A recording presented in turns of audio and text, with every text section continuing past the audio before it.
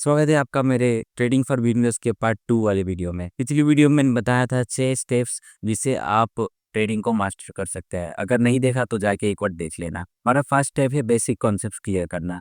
उसके लिए मैं पढ़ाने वाला हूँ आपको NISM सीरीज 8 इक्विटी डेरिवेटिव, जो कि प्रॉप डेस्क ट्रेडर पढ़ते हैं और उसकी एग्ज़ाम देते हैं, जिससे उनको एक सर्टिफिकेट मिलता है सेबी की तरफ से।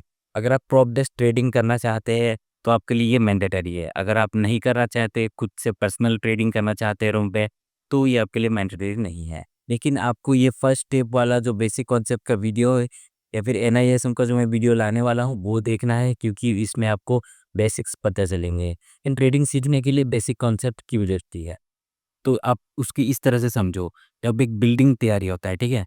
तो उसके लिए क्या किया जाता है? सबसे पहले उसका जो बेस होता है उसको स्ट्रॉन्ग बनाया जाता है। अगर बेस स्ट्रॉन्ग होता है तो आप ऊँची और बड़ी बिल्डिंग तैयारी कर सकते हो। लेकिन अगर आपका बेस ही स्ट्रॉन्ग नहीं है, ठीक है? बेस स्ट्रॉन्ग नहीं है तो आप उतना ऊँचा और बड़ा बिल्डिंग नहीं बना सकते। इसीलिए जो बेस है वो आप उसको बेसिक कॉन्सेप्ट समझ लो। आपका जो ट्रेडिंग का बेसिक कॉन्सेप्ट है वो बिल्डिंग की बेस की तरह है, ठीक है? तो अगर आपका बिल्डिंग का बेस ही अगर स्ट्रॉन्ग है, तो आप बड़ा और ऊँचा बिल्डिंग बना सकते हो। उसी तरह से अगर आपका जो ट्रेडिंग का बेसिक क्लियर है, तो आप ट्रेडिंग को अच्छे से मास्टर कर सकते हो। आपने कई बार सुना होगा कि 10 में से केवल 1 ही ट्रेडर प्रॉफिटेबल है। इसका रीज़न मैं आपको बताता हूँ। इसका मेन रीज़न है लैक ऑफ नॉलेज, ठीक है? जो बाकी 9 ट्रेडर्स होते हैं, उन्होंने बस यू रील्स देख लिया और चल दिए ट्रेडिंग करने। पूरा बेसिक कॉन्सेप्ट ही नहीं पता, टेक्निकल एनालिसिस नहीं पता, फंडामेंटल एनालिसिस नहीं पता और ट्रेडिंग करने लगते हैं। मतलब सट्टेबाज़ी करते हैं, ठीक है? काफ़ी लोग इसको एक सट्टा बाज़ार भी बोलते हैं और मानते भी हैं, ठीक है? लेकिन ऐसा नहीं है। अगर आपको प्रॉपर नॉलेज है तो आप इससे प्रॉफ़िट कमा सकते हैं और प्रॉफिटर बन सकते हैं। नए लोग ट्रेडिंग करते हैं, उनको लगता है कि हम अपने कैपिटल को कुछ दिन में ही डबल कर सकते हैं या ट्रिपल कर सकते हैं, क्योंकि उनका माइंडसेट ये जो बना है वो रील्स की वजह से है। मतलब जो रील वाले ट्रेडर्स हैं, उनकी वजह से बना है। वो लोग दिखाते हैं हमको वो लग्ज़री और पैसा, समझ रहे हो? जैसे कि वो आपको आपको एक सपना बेचते हैं, ठीक है?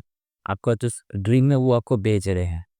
आपको पता ही नहीं चल रहा है कि वो लोग ट्रेडिंग से पैसा नहीं कमा रहे हैं, बल्कि वो पैसा कमा रहे हैं ब्रांड कोलैब से। और काफ़ी ट्रेडर्स तो कोर्स बेचने में लगे हुए हैं, हज़ारों का, लाखों का। लेकिन मैं आपको यहाँ पे बिल्कुल फ्री में सिखाने वाला हूँ। तो चैनल को जल्दी से जल्दी सब्सक्राइब कर लो।